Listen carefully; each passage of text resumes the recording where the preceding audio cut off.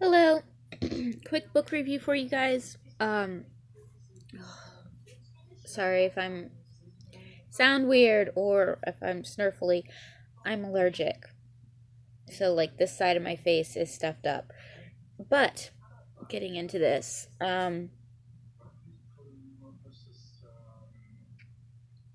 If you're related to me, you may not want to hear about this book, so you might want to just click out of the video now. And you saw the title of the video, so I mean, if you really want to unsubscribe from me, you can, but you knew what you clicked on when you clicked on it. This is Holy Shit, A Brief History of Swearing by Melissa Mohr. I think that's how you pronounce it. This is one of those books that I'm walking through the library and I'm looking on the shelves for something else and I see this and I just have to pull it off and read it.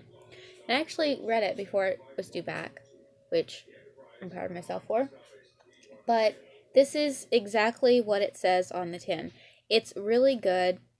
Actually, hey dear, can I borrow you for a second? What for? Rome?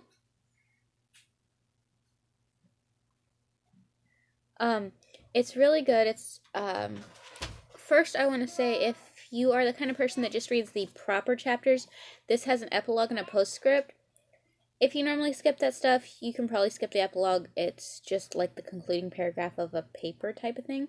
But definitely read the postscript because it gives you...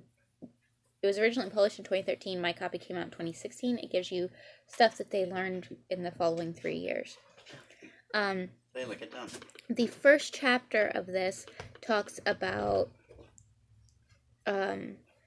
how cussing was used or obscenities, and it does make difference between oaths, obscenities, swearing, profanity, all of that. It tells you the differences and stuff, and cursing, yes. And the first chapter is about Roman and Latin stuff. So I ended up reading the entire first chapter, which is like 50 pages, out loud because I read Alex a couple paragraphs and then he wanted to hear the rest of it. So Alex is a huge Rome nerd, so I thought he might want to throw in his 2 cents, or what would that be, 2 denarii on the first chapter. Very funny. I thought it was funny. I don't really have a lot to say other than it was very fascinating. The Romans were extremely creative when it came to coming up with vulgarities. They were even more obsessed with graffiti than we are, it seems like. Root of the word fascinating. Look that up. Go ahead. A lot of words that we use that are very clinical were extremely obscene to them. Cursing for them was actually really cursing. Was it tin plate they used, or was it lead? I don't remember. Sometimes lead, sometimes tin, I think. And then they like roll it up and throw it in a well or something where the... This metal sheet, basically, that they would carve into it or engrave into it a curse. And sometimes they'd also engrave the silhouette of the person of whom they were cursing and X out various parts and put things like, I hope for his skin to rot away and his genitals to fall off and may his family be cursed and all sorts of other fun stuff. Watch the show Rome for a really, really good example of that. And they would take it and throw it into a tomb or something so that the gods of the underworld could take it. And they had essentially, in return for this curse, they would be offering the person they were cursing as a sacrifice. It was pretty grim stuff. Pompeii was filled with lots of very funny stuff. That's like graffiti. Yeah. Sometimes it was stuff like vote for Claudius Flavius or Appius Claudius rather.